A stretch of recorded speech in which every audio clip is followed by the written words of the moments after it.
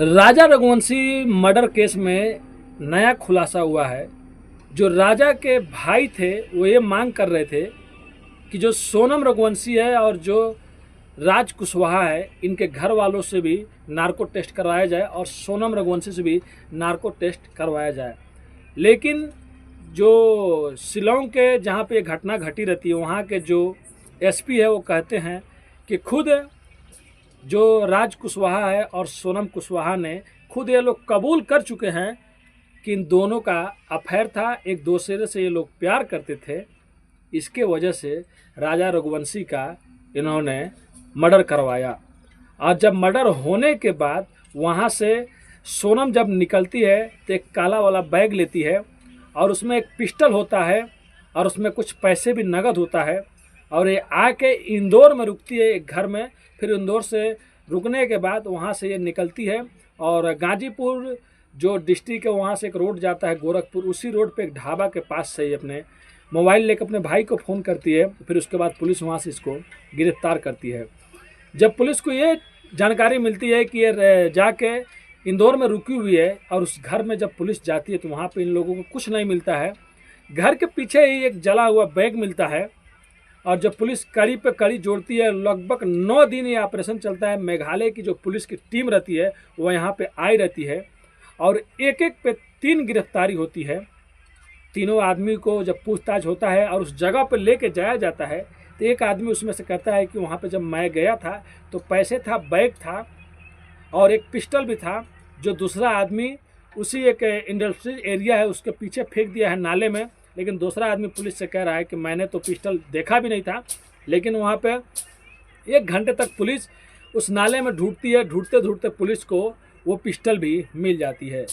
तो सोनम का B plan था कि मतलब पहले आसानी से हम लोग राजा रघुवंशी को हटा देंगे, लेकिन अगर उसके बाद काम नहीं बनेगा, पहला प्लान फेल हो जाएगा, तो प्लान बी पिस्टल से गोली मार के हत्या करेंगे।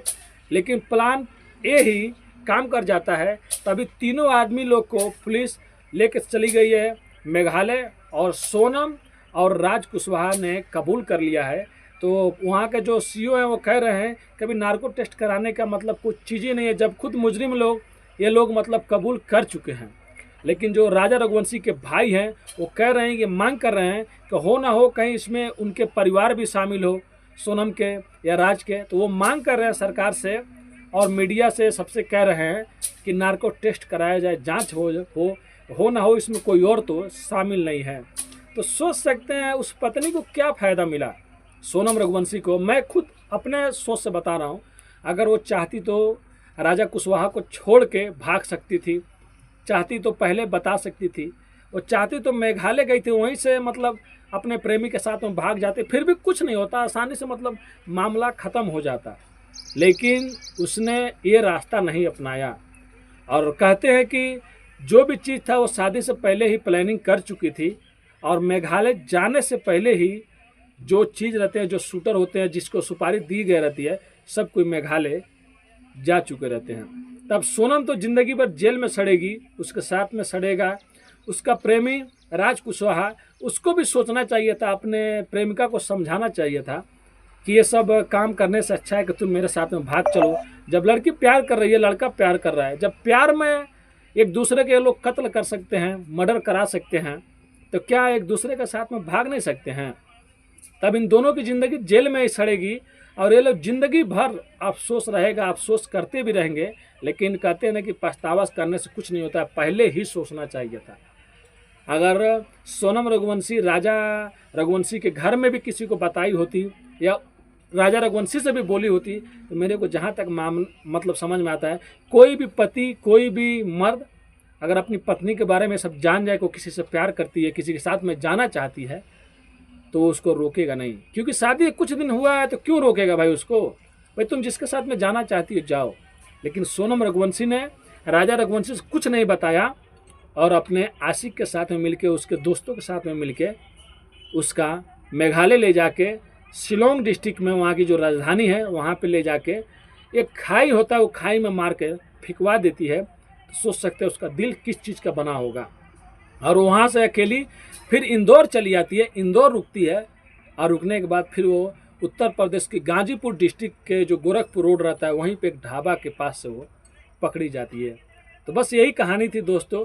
तो आप लोग से भी रिक्वेस्ट, अगर हमारी वीडियो जहाँ तक भी जाता है, आप जेंट्स हो या लेडीज़ हो, औरत हो या आदमी हो, कोई भी प्रॉब्लम आपको हो रहा है तो यार ये सब कदम नहीं उठाना चाहिए, क्योंकि एक सब कदम उठाने के बाद आपकी ज़िंदगी वैसे भी ख़राब हो जाएगी।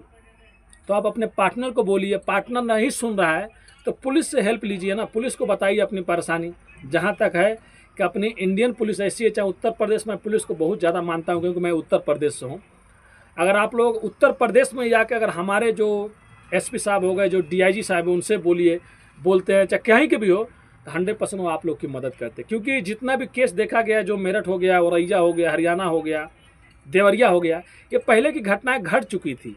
उसके बाद अगर आप लोग आके पुलिस को बोलते हैं, पुलिस हेल्प नहीं करती है, तो पुलिस की गलती है। लेकिन मेरे को जहाँ तक लगता है, अगर आप लोग बोलेंगे तो ऐसी कोई भी पुलिस, कोई भी अधिकारी नहीं है जो आप लोग की हेल्प नहीं करेंगे। अगर सोनम चाहती तो राज के साथ में भाग सकती थी, उसके साथ में शादी भी कर सकती थी, लेकिन उसने गलत काम किया। राजा रघुवंशी का मर्डर करा के। वो बेचारा बहुत अच्छा था, बहुत खुश था। जब पहली बार वो उसके साथ में गया था हनीमून मनाने के लिए, तो राजा रघुवंशी की माँ ने भी बोला था कि तुम सोना वोना बेटा क्यों पहन के गए हो।